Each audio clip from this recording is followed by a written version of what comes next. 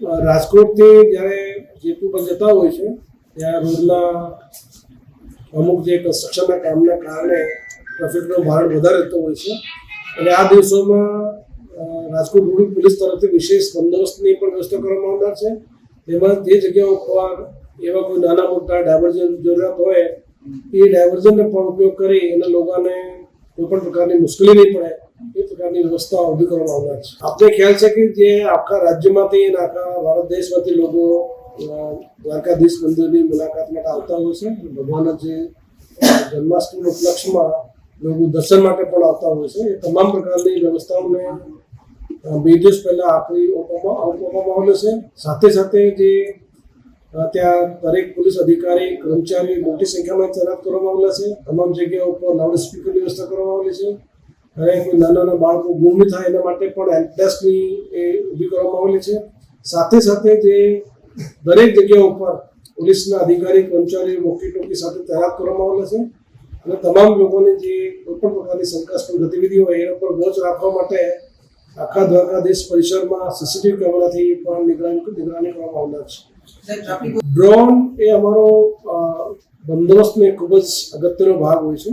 તમામ જગ્યા ઉપર જે જગ્યા ઉપર ઝડપ ઊભી થશે એ તમામ જગ્યા ઉપર જે ટેકનિકલ સર્વેલન્સ હોય અને હ્યુમન ઇન્ટેલિજન્સના જે સાધનો હોય એ તમામ પ્રકારના સાધનોનો બંદોબસ્ત દરમિયાન પણ ઉપયોગ કરવામાં આવનાર છે.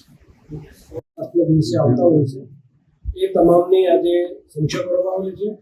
સાથે સાથે જે લોકોને કોઈપણ પ્રકારની મુશ્કેલી નહીં પડે એ પ્રકારની વ્યવસ્થાઓની ગોઠવણી કરવામાં આવનાર છે. આ જન્માષ્ટમી ઉપલક્ષમાં દ્વારકાધીશ સિવાય બાકી તમામ જગ્યા ઉપર સૌથી વધારે જગ્યા ઉપર શોભાયાત્રા નીકળનાર છે. એ તમામની પણ ખૂબ જ સરસ વ્યવસ્થા થાય એ પ્રકારની સૂચના આપવામાં આવેલી છે.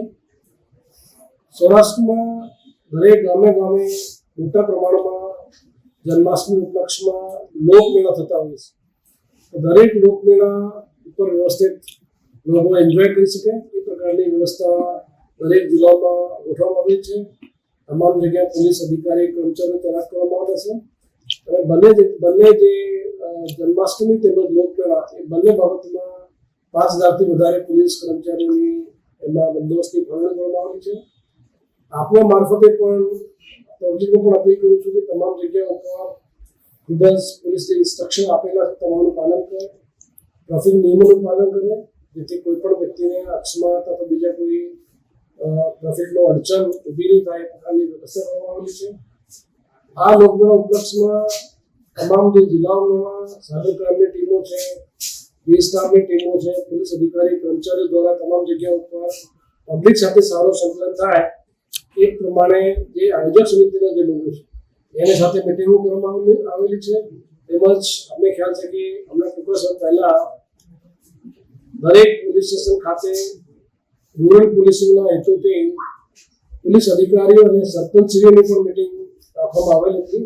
એ મિટિંગમાં પણ જે મુદ્દાઓ ચર્ચા કરવામાં આવેલી છે એ મુદ્દાઓને પણ આ બંદોબસ્તમાં ઉપયોગ કરવામાં આવનાર છે અને જે પોલીસ અધિકારી કર્મચારીઓ એ તમામને બ્રીફિંગ કરવામાં આવેલી છે જેથી આ વિસ્તારમાં તમામ લોકો જન્માષ્ટમી ઉપલક્ષમાં શાંતિપૂર્ણ રીતે યોજી શકાય એ પ્રકારની વ્યવસ્થા આ તમામ જગ્યાઓ ખાતે કરવામાં આવનાર છે. લોકોને અપીલ કરું છું કે તમામ જગ્યા ઉપર શાંતિપૂર્ણ રીતે તમામ જે વ્યવસ્થા કરવામાં આવેલી છે સરકારશ્રીની તમામ વ્યવસ્થાનું પાલન કરે, તમામ ટ્રાફિક નિયમોનું પાલન કરે, કોઈ પણ જગ્યા ઉપર કોઈ પણ પ્રકારની અફવા નહીં ફેલાવે, તમામ જગ્યા પર સોશિયલ મીડિયા તેમજ તમામ પ્રકારના જે પોલીસના જે અધિકારી કર્મચારીઓ છે એ વ્યવસ્થિત તૈનાત કરવામાં આવેલા છે. કોઈ પણ વ્યક્તિને કોઈ પણ તકલીફ હોય તો જે તે જગ્યા ઉપર જે અમારા પોલીસ અધિકારી કર્મચારીઓ તૈનાત કરવામાં આવેલા છે એ તમામને કોન્ટેક્ટ કરી શકે છે અને પોતાની જે પણ રજૂઆતો હોય એનો શાંતિપૂર્ણ રીતે ત્યાં ઉકેલ લઈ શકે.